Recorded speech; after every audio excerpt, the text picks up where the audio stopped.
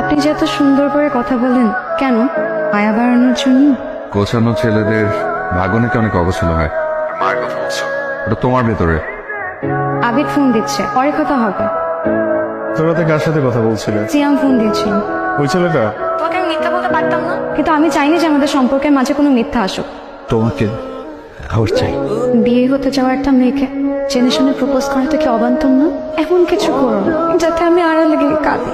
আমার জীবনে সিয়াম একটা পাগলের নাম। এইটা আমার বিয়ের কার্ড, ওর সাথে এটাই আমার শেষ দেখা।